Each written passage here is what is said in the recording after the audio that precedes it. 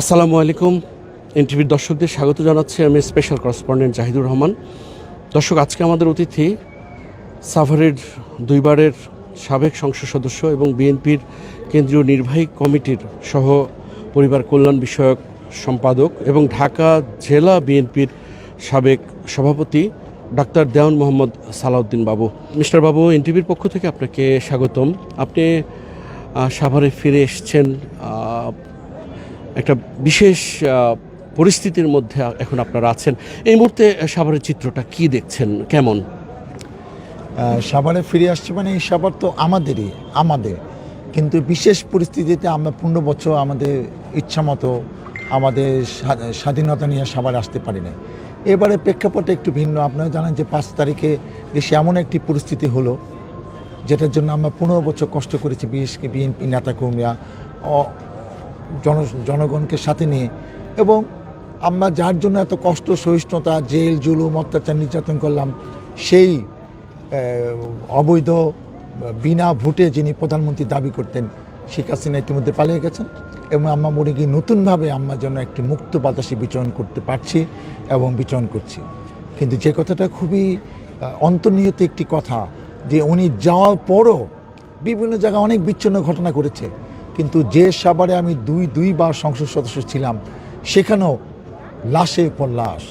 আমি যতটুকু জেনেছি 50 জনেরও বেশি ওই দিন ইস্যুতে হত্যা হয়েছে, এবং বেশিরভাগই ছাত্র, শিশু এবং মহিলা মারা গেছে। আমি চিন্তা করতে পারি না যে বিচ্ছিন্নভাবে দিয়ে একটা ঘটনা হয়তো ঘটে, সেটা আমরা যারা রাজনীতি করি এটা আমরা জানি। আন্দোলনের সংগ্রামে অনেক কিছুই আমি এই জীবনে দেখেছি, কিন্তু আমার নির্বাচনী এলাকায়, যে এলাকায় আমি দীর্ঘদিন ধরে রাজনীতি করছি, 96 সালে এবং 2001 সালে আমি জনগণের ভোটে বিএনপি মনোনয়ন এলাকার সংসদ সদস্য ছিলাম, সে এলাকায় কিছুক্ষণের মধ্যে, কয়েক ঘন্টার মধ্যে 50-এর বেশি মানুষকে আমাদের হারাতে হবে, এটা আমি ভাবিনি। এটা খুবই কষ্টে, আমি হয়তো বলে আপনাদের বোঝাতে পারতেছি না যেরকম একটি মুহূর্তে আমি আসলে জনগণের উদ্দেশ্যে, মানুষের জন্য, সর্বসাধারণের জন্য কি বাণী দিব, যে এদের কি সান্ত্বনা দিব এদের পরিবারকে। অনেককে এখন আমি সবার ঠিকানাও আমরা জানি না, অনেকে কোন কোন প্রতিষ্ঠান হচ্ছে সেটাও এক্স্যাক্টলি 50 জনের তালিকা আমরা বলতে পারছি না। আমি মনে করি একজন সাবেক জনপ্রতিনিধি হিসাবে অবশ্যই এটা বিচার হওয়া দরকার, এবং যারা যারা এর সাথে জড়িত, আমি অনেকে খোঁজ নিয়ে দেখেছি, অনেকে আমাকে ফোনে বলেছে যে ওসির জ্বালায় আমরা এখানে থাকতে পারতাম না। এই যে শাহজামান যিনি দায়িত্বে ছিলেন সাভারে, এবং আরেকজন উনি ঢাকা বিশ্ববিদ্যালয়তে পাশ করেছেন এবং তখন নাকি ছাত্রলীগের নেতা ছিলেন, উনি এডিশনাল এসপি আবদুল্লাহ আল কাফি, ওনার নেতৃত্বে অনেক কিছু হয়েছে। আমরা যে আজকে বাড়িতে থাকতে পারি না, বিএনপি বাড়ি বাড়ি গিয়ে ধরে নিয়ে আসে, নির্যাতন করে, রিমান্ডে নেপথ্যে অনেক কিছু কলকাটে উনি নিয়ে এসেছেন। উনিও ওই দিনে নাকি গুরুত্বপূর্ণ ভূমিকা পেলেছেন, আমাকে অনেকে ফোনে বলেছে। আমরা চাই এদেরকে, যারা যারা এর মধ্যে দোষী, আরও কেউ যদি থাকে সবাইকে বিচারের আওতায় আনে আমি শাস্তি চাই। এই এলাকার একজন সন্তান হিসাবে, আমার বাবা এলাকায় রাজনীতি করেছেন, আমি সেই পরিবারের সন্তান হিসেবে অবশ্যই প্রত্যেকটি হত্যাকাণ্ডে আমি বিচার চাই। আবার সবাইকে, এই শান্ত সবাইকে যারা অশান্ত করেছে, যাওয়ার আগে, বিদায় নেওয়ার আগেও শেষ যারা ক্ষতবিক্ষত করেছে, তাদের বিচার জন্য বাংলা মাটিতে হয়, এটাই আমার প্রত্যাশা। এই মুহূর্তে সাভার একটা অরক্ষিত নগরী, চারপাশে স্বজনদের আহাজারি, কান্না, একটা অন্যরকম পরিবেশ এই সাভারে। 2টো থানায় পুড়িয়ে দেওয়া হয়েছে, এখন আইনশৃঙ্খলা রক্ষাকারী বাহিনী বলতে কেউ নাই। এই সাভারকে এখন কিভাবে আপনারা এগিয়ে নেবেন? আমি গতকালও সাভারে এসেছিলাম, কারণ আমি জানি যে আইন শৃঙ্খলা ব্যাপক অবনতি হয়েছে। এটা স্বাধীনতার পরে, ইমিডিয়েট পরে প্রেক্ষাপট ছাড়া কখনো সাভারে এত খারাপ অবস্থা আইন শৃঙ্খলা হয়নি। গতকাল আমি সাভারে আমার বাসায় এসে ছাত্র জনতাদের উদ্দেশ্যে কিছু পরামর্শ, দিক নির্দেশনা দিয়েছি এবং তাদের ধৈর্য দেওয়া করেছি। যা হয়েছে, জীবন চলে গেছে, কিন্তু এখন থেকে আর কিছু করা যাবে না। কোনো রাষ্ট্রীয় সম্পদ, কোনো শিক্ষা প্রতিষ্ঠান, সরকারি প্রতিষ্ঠান, গার্মেন্টস, কারো ব্যক্তিগত আশ্রয়, হিন্দু সম্প্রদায়, মন্দির, খ্রিস্টান, গির্জা, এদের কারো উপর এখন থেকে হামলা করা যাবে না।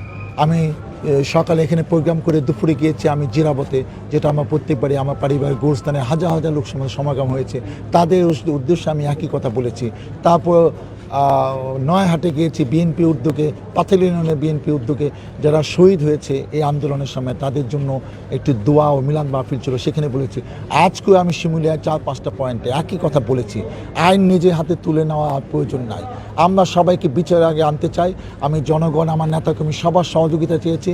গার্মেন্টস পুড়িয়ে দিয়ে, গার্মেন্টসে আগুন লাগিয়ে এইটার সমস্যা হবে না। কোনো গার্মেন্টসে বেতন দিচ্ছে না দিচ্ছে সেটা তারা গার্মেন্টসে ঢুকে সেখান থেকে অধিকার আদায় করবে। রাস্তাঘাটে দাঁড়িয়ে ইট মেরে আগুন লাগিয়ে গার্মেন্টস পুড়িয়ে দিলে তো এই সমস্যার সমাধান হবে না। আমরা চাই সকলের সহযোগিতা নিয়ে, জনগণকে সাথে নিয়ে। এখন অনেক জায়গায় আমরা জানি যে পুলিশও নাই থানাতে, আশুলিয়াতেও পুলিশ নাই, সাভারে পুলিশ নাই, এবং রাস্তাঘাটে দেখছি ছাত্ররা সেই ট্রাফিকিং কাজ করছে। এই 2-1 দিন হয়তো আমাদের এরকম পরিস্থিতি যেতে হবে। আমি সবাইকে ধৈর্য ধারণ করার জন্য বলবো যে আমার নির্বাচিত কর্মী আছেন, যারা আমার পাশে আছেন, দলে গুরুত্বপূর্ণ পদে আছেন, তাদের কাছে বিনীতভাবে বলতে পারবো আইন আর নিজের হাতে তুলে নেওয়া দরকার নয়। বিচ্ছিন্নভাবে অনেকে অনেক রকম রাগ, দুঃখ, কষ্ট, তাদের পঞ্জীভূত খুব প্রকাশ করা একটা জায়গা খুঁজতে পারে। পুরানো রেশ দ্বন্দ্বগুলোকে নতুন করে আবার এনে বিএনপি গাড়ি দোষগুলো দেওয়ার চেষ্টা করতে পারে। একজন দায়িত্বশীল লোক হিসেবে, বিএনপি একজন দায়িত্বশীল নেতা, এলাকার সাবেক জনপ্রতিনিধি হিসাবে অবশ্যই আমি প্রত্যাশা করি, আমি আগামীকালও যাব আমার এলাকায়, সেখানে যাতে গার্মেন্টসে কোনো বিশৃঙ্খলা না হয়। আমি দলের সবাইকে নিয়ে বসে সেটাও একটা মীমাংসা করবো যে কোনো রাস্তাঘাটে গার্মেন্টস পোড়ানো যাবে না, গার্মেন্টসে ইট পাটকেল দেওয়া যাবে না, গার্মেন্টসকে ক্ষতিগ্রস্ত করা যাবে না। কারণ যেহেতু এটা আশুলিয়া একটা গার্মেন্টস বেস একটা ইন্ডাস্ট্রিয়াল বেল, ওখানে অনেক রকম বিচ্ছিন্ন, আজকে দিয়ে একটা জায়গায় কি বিচ্ছিন্ন ঘটনা ঘটেছে। আমি হচ্ছে হয়তো 2-1 দিন সময় লাগতে পারে। সবাইকে আমরা ইনশাল্লাহ জনগণের সাথে নিয়ে আমরা ইনশাল্লাহ এই যে একটা আইন শৃঙ্খলা ব্যাপক অবনতি করেছে, মানুষ যারা বিশেষ করে ব্যবসা প্রতিষ্ঠানে মালিক তারা বাসায় ঘুমাতে পারছে না, আমি মনে করি 2-1 দিনের মধ্যে এই সমস্যার সমাধান করতে পারে। আমি অন্তত আশাবাদী যে কালকে বিকালের মধ্যে একটা সহনীয় পর্যায়ে আমরা নিয়ে যেতে পারবো। একদম শান্তিপ্রিয় সভা, সুশান্তের সভাকে আমরা আরও ভালোভাবে অতীতে যেরকম ছিল সেরকম নজিরভাবে জনগণকে সাথে নিয়ে আমরা সবাই ঐক্যবদ্ধ থাকতে চাই, এটাই আমার প্রত্যাশা। যে সাফারে যারা আওয়ামী লীগ করতেন, বিশেষ করে নানা পদে ছিলেন, তাদের বাসা বাড়ি বিভিন্ন প্রতিষ্ঠানে হামলা, ভাঙচুর, অগ্নিসংযোগ হচ্ছে, সংখ্যালঘুরাও নিরাপত্তাহীন হয়ে পড়েছে, আবার যারা আওয়ামী লীগের সমর্থক ছিলেন তারাও পালিয়ে বেড়াচ্ছে। তাদের বিষয়ে আপনাদের মানে এইগুলো কারা করছে, কেন করছে? একটা হলো কি যে আমরা যারা রাজনীতি করি, যখন একটা স্বাভাবিক নির্বাচনের মাধ্যমে ক্ষমতা পালাবদল হয় তখন কিন্তু এই ধরনের ক্ষোভ, রাগ, দুঃখ, কষ্ট পুঞ্জীবিত এই ক্ষোভটা প্রকাশ করার সুযোগটা কিন্তু কম থাকে, এবং সেখানে যারা আসেন তাদেরও একটা দায়িত্ব থাকে, এবং সবাই মিলেই আইন শৃঙ্খলা রক্ষা বাহিনী সবাই মিলে এটাকে প্রশমিত করে। কিন্তু এবারে পক্ষটা একটু ভিন্ন, কারণ 15 বছর আমরা এমন মানে অকল্পনীয় নির্যাতনের শিকার হয়েছি। প্রত্যেকটা এমন কোনো নেতাকর্মী এখানে নাই যারা কোনো না কোনো মামলা আসামি হয়েছে, একদিনের জন্য জেলে যায় নাই। আমার নামে অনেক মামলা, সেই মামলা হিসাব আমিও জানি না, এবং আমাকেও 3-4 বার জেল যেতে হয়েছে। অতএব আমি এইবারে প্রেক্ষাপটে এরকম যে অনেকে অনেক রকম খুব দুঃখের কারণে হয়তো রাগ দুঃখে অনেকে বাসা আক্রমণ করছে, অনেকে বাড়ি বাড়ি গিয়ে খুঁজছে, এবং আমার জানার মধ্যে বেশিরভাগ যারা অবিচার, অত্যাচার, নির্যাতন করেছে কেউ কিন্তু এই মুহূর্তে সাভারে আছে এরকম আমার মনে হয় না, কারণ এখানে থাকা তারা নিরাপদ মনে করছে না। ঢাকায় কিংবা আশেপাশে কোনো অন্য কোথাও যাওয়া হয়তো শেল্টার নিয়েছে, এটা হয়তো 2-4 দিন থাকবে। আর আমি মনে করি যে যেহেতু মানুষের দুঃখ কষ্টের একটা জায়গা ছিল না, কোথাও বলার জায়গা ছিল না, সেই কারণেই হয়তো রাগটা হয়েছে, এবং সেই কারণে সবাই যে আমি মনে করবো যে এখানে বিএনপি লোকটা করেছে এরকম আমি জানি না। এখানে যারা করছে বেশিরভাগ কিন্তু অপরিচিত, এদেরকে আমরা চিনি না, কেন করছে সেটাও কিন্তু কোনো ব্যাখ্যা নাই। এবং আরও সব পাওয়া গেছে অনেকে বাড়িঘরকে ভাঙচুর করে সেখান থেকে জিনিসপত্র নিয়ে যাচ্ছে। এটা ঢাকাতেও যেরকম হচ্ছে, এটা কিন্তু সাভারে হয়তো অনেক জায়গায় হয়েছে যে বাড়িঘর, ব্যবসা প্রতিষ্ঠানে হামলা করে সেটা নিয়ে গেছে। আমি সবার কাছে উদ্যোক্তা আহ্বান জানাবো, যা হয়েছে এখন থেকে ব্যক্তিগত রাশ, দুঃখ, কষ্ট, জিদ বজায় রেখে কারো ওপর ব্যক্তিগত আক্রমণ করা এখন আর প্রয়োজন নাই। এবং আমরা অবশ্যই যে কথাটা আমি দ্ব্যর্থহীন ভাষায় সবার উদ্দেশ্যে, জাতীয় উদ্দেশ্যে বলতে চাই, আমরা এখন থেকে কঠোর হয়ে এগুলা মোকাবেলা করবো। কারণ আমি একজন নেতা হিসেবে এই দায়িত্ব আমি নিতে পারি না যে আমরা একটা কোথাও একটা মিছিল হচ্ছে, সেই মিছিল থেকে কেউ কোনো আক্রমণ করবে, হামলা করবে, এটা আমরা বরদাস্ত করবো না। দায়িত্বশীল নেতার মতো আমি বলতে চাই, সবাইকে সাথে নিয়ে যা হয়েছে আর কোনো বাড়িতে যেন হামলা না হয়, বিশেষ করে যারা মাইনরিটি, হিন্দু ভাই বোনেরা, খ্রিস্টান ভাই বোনেরা, এদের উপর আক্রমণ করলে আমরা সিরিয়াসলি এটার ব্যাপারে আমরা দলীয়ভাবে এটা ব্যবস্থা নেব, এবং আমি নিজের দায়িত্ব থেকে সেই ব্যাপারে অগ্রণী ভূমিকা নেব, এই প্রত্যাশা আমি ব্যক্ত করছি। সাভারকে নিরাপদ নগর হিসাবে পরিণত করার বিষয়ে আপনার এই মুহূর্তের উদ্যোগ কী থাকবে? নিরাপদ নগর করতে হলে আমরা যতই পুলিশের উপর রাগ করি, খুব করি, আসলে তো এটা মানে ভালো ও এই দায়িত্বশীল পুলিশ না থাকলে কোথাও কিন্তু আপনি এই কাজটা করতে পারবেন না। কারণ কোথাও কোনো বিশৃঙ্খলা হলে সেটা কিন্তু আমার পলিটিক্যালি এটা সলিউশন করা সম্ভব না, সে ব্রিটিশ আমল থেকে যে সিস্টেমে আছে। কিন্তু আমরা করি কি কখনো কখনো পলিটিক্যালি এমনভাবে আমরা পুলিশকে ব্যবহার করার চেষ্টা করি, এবং বিগত 15 বছর যেটা অনেক বেশি হয়েছে, মনে হয় রাষ্ট্রীয় পুলিশ না, এরা মনে হচ্ছে এই সরকারি পুলিশ, যে সরকারের স্বার্থ দেখার জন্য তাদের নেতা কর্মীদের শেল্টার দেওয়ার জন্য তারা হয়তো এই কাজগুলো করছে। তা আমি আশা করব সামনে পুলিশকে এমনভাবে প্রশিক্ষণ দিয়ে এমন পুলিশকে নেওয়া হবে। এখন যেমন দলীয় আনুগত্য কারণে পুলিশের চাকরি হয়, আজকে আমি জানি, আমি আমেরিকা 14 বার গিয়েছি, আমি অনেক দেশ ভ্রমণ করেছি, সেখানে এক একজন পুলিশ অফিসারকে নিয়োগ দেওয়া হয়, তার 3 জেনারেশনে কে কী করেছে, তাদের নামে কোনো এলিগেশন আছে কি না, তাদের শিক্ষাগত যোগ্যতা কী, তাদের পরিবারের মেম্বাররা কোথায় কোন পেশায় আছে, সব কিছুতে এমন ডেডিকেশন দেখেন। এবং সেই দেশে এমন স্বাধীন, কোনো একজন এমপিকে তারা জরিমানা করে দেবে, সে এমপি কিচ্ছু বলতে পারে, রাস্তায় গাড়ির সাইন, স্যার প্লিজ 5,000 টাকা, 2,000 টাকা, $1,000 সাইন করে দিয়ে দিল জরিমানা, আপনি কোটিকা টাকা জমা দিয়ে, কিচ্ছু করার দরকার নাই। পুলিশ স্বাধীন, আমাদের দেশে এরকম হওয়া দরকার। রাষ্ট্রীয় কাজে পুলিশ ব্যবহার হবে, পুলিশ দলে আনুগত্য কারণে ওই দলের পক্ষ হয়ে কাজ করবে, অনেক দিন তো করেছে, এখন নতুন নিয়ম হওয়া দরকার এবং এটা সংবিধানে সংযোজন করা দরকার যে রাষ্ট্রীয় কাজে, এবং পুলিশকে জরিমানা আনতে হবে। পুলিশ ইচ্ছা করলে একজনকে ধরে নিয়ে যাবে, এই নিয়ম বাংলাদেশে থাকবে না। আমার সন্দেহ হইল 54 ধারায় আমি তো গ্রেফতার করলাম, থাকবে না। আপনি ভুল গ্রেফতার করেছেন, তার মান ইজ্জত গিয়েছে, সে ব্যবসায়িকভাবে ক্ষতিগ্রস্ত হয়েছে, এখন তাকে জরিমানা দিতে হবে। তখন পুলিশ একটা নিয়মের মধ্যে থাকবে, তখন আর দলীয় কাজে পুলিশ ব্যবহৃত হতে পারবে না। অতীতে অনেক হয়েছে, অনেক থেকে আমার শিক্ষা নিয়ে আমরা এমন একটা পুলিশ বাহিনী গড়তে চাই যে পুলিশ গরিবের বন্ধু, মানুষের বন্ধু, জনগণের বন্ধু, এবং যাদের উপর জনগণের পুরো আস্থা থাকবে। এই পুলিশ আমরা জীবনেও দেখতে চাই না বাংলাদেশের মাটিতে। প্রায় 2 দশকের মতো সময় আপনি কিংবা আপনার দল ক্ষমতার বাইরে, এই সময়টাতে আপনাদের উপলব্ধি কি, অভিজ্ঞতাটা কি, কি শিখলেন এবং সেই শেখাটাকে আপনারা আগামীতে কিভাবে কাজে লাগাতে চান? এই 15 বছরের অভিজ্ঞতা তো নানা রকম, এটা বলতে গেলে অনেক সময় লাগবে। আমি ছোট্ট করে যেটু বলতে চাই সেটা হলো যে নির্যাতন, অত্যাচার, নিপীড়ন করে, গায়ের জোরে, ভোটারবিহীন এক একটি নির্বাচন করে এমপি হয়ে, প্রধানমন্ত্রী হয়ে গায়ে ইচ্ছামতো দেশ চালানো যায়, কিন্তু ক্ষমতায় টিকে থাকতে যায় না। এটাই প্রশ্ন। সব কিছু আমার, এই প্রশাসনের লোক আমার, এই আমার দলের সব ক্যাডার আমার পুলিশ আমার, এটা কেউ তাকে কিন্তু তার বিপদের সময় কেউ রক্ষা করতে পারে নাই। অতএব সব কিছু একটা জবাবদিহিতা আছে। আমরা নিজেরা 15 বছর আন্দোলন সংগ্রাম করে যে কাজ করতে পারি নাই, কিংবা ভোটের মাধ্যমে তাদেরকে পরাজিত করতে পারি নাই, যদিও সেটা ভোট হয় নাই, যেখানে 1% 2% লোক ভোট দিয়ে দিয়েছে, এবং যেখানে সে সিল মেরে এটাকে 40% 35% বলে ডিক্লেয়ার করেছে, সেইটা আজকে এই তরুণ সমাজ, ছাত্রছাত্রীরা দেখিয়ে দিল যে না, বুকে তাজা রক্ত দিয়ে যে জীবন আরও গেলে যাক, কিন্তু আমরা পিছপা হব না। এইটা আমাদের সেই 52 সালের কথা আমরা শুনেছি, বইপত্রে পড়েছি, কিন্তু এই প্রজন্ম যে 52 সাল থেকে কম না, তারাও যে দেশের জন্য, মানুষের জন্য দেশপ্রেমে উদ্বুদ্ধ হয়ে একটা স্বৈরাচার শাসককে এইভাবে বিতরণ করতে পারে, বিদায় করতে পারে, এটা না দেখলে আমি বিশ্বাস করতাম না। যতই দিন যাচ্ছে আমরা উপলব্ধি করতে পারছিলাম অবশ্যই শেষ হইতে হবে, এবং শেষ পর্যন্ত কিন্তু পুলিশ আর গুলি চালাতে পারে নাই, শেষ পর্যন্ত কিন্তু আর্মি বিজেপি আর গুলি চালাতে পারে নাই। এটা আমাদের জন্য একটা শিক্ষা যে সব কিছু শেষ আছে।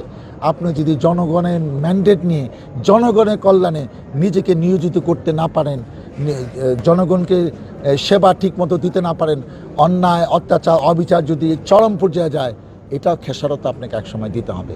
অতএব চোখ কান খুলে রাজনীতি করতে হবে, এবং যা ইচ্ছা তা নিয়মের বাইরে করলে সেটা দায়বদ্ধ আপনাকেই নিতে হবে, এবং একসময় এটা জবাবদিহিটা ওপেন হয়ে মানুষের কাছে আপনাকে জবাবদিহি করতে হবে।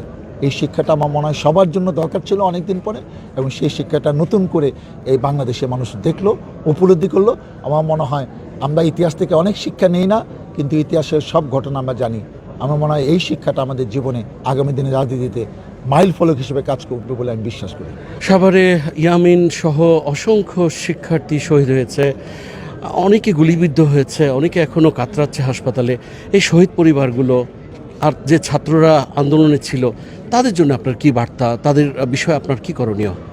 এদের সুখ সম্পন্ন পরিবারের প্রতি আমার সমবেদনা, তাদের আত্মার মাগফিরাত কামনা করছি, এবং আমি বিশ্বাস করি, বিলিভ করি যে এইসব ব্যাপারে তো অবশ্যই এই যে অন্তর্বর্তী সরকার তারা একটা সিদ্ধান্ত নেবে, এবং সিদ্ধান্তটা কী হবে, অবশ্যই যারা বিচার করছে একটা একটা করে বিচার হবে, এবং আমি প্রত্যাশা করব আমি যদি এই এলাকার জনপ্রতিনিধি হতে পারি বিএনপি মনোনয়নে জনগণের ভোটে, অবশ্যই দাবি করবো যে এই এলাকা বিশেষ একটা এলাকা, যেখানে একটা দিনে সে 5ই আগস্টের ঘটনায় 50 জনের বেশিরভাগই যারা কম বয়সী 20 বছরের নিচে, এবং এর মধ্যে আমি মনে করি 30-40 জন স্টুডেন্ট, তাদের জন্য অবশ্যই তার পরিবারকে যেন একটা অর্থনৈতিক ভালো স্বাবলম্বিতা দেওয়া হয়, যাতে তার পরিবার সান্ত্বনা খুঁজে যে এই সরকার এসে আমাদের এই শহীদ পরিবারের পাশে দাঁড়িয়েছে।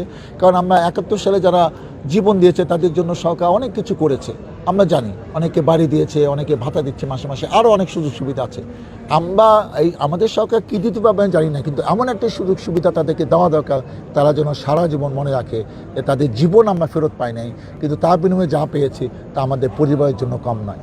এটা অবশ্যই আমি এলাকার জনপ্রতিনিধি যদি হতে পারি, অবশ্যই এই দাবিটা সরকারের কাছে এবং আমাদের সরকারের কাছে যদি গঠন করতে পারি, অবশ্যই আমি এটা শক্তিশালীভাবে দাবি করবো জনগণকে সাথে নিয়ে।